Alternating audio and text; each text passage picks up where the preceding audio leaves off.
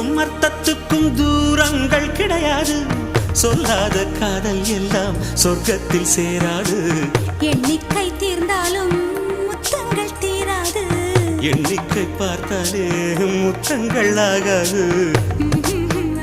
அனுபவமோ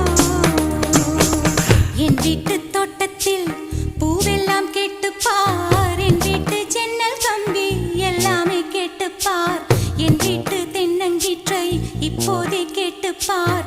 என் நெஞ்சை சொல்லுமே. உன் வீட்டு தோட்டத்தில் பூவெல்லாம் கேட்டுப்பார். உன் வீட்டு ஜன்னல் கம்பி எல்லாமே கேட்டுப்பார்.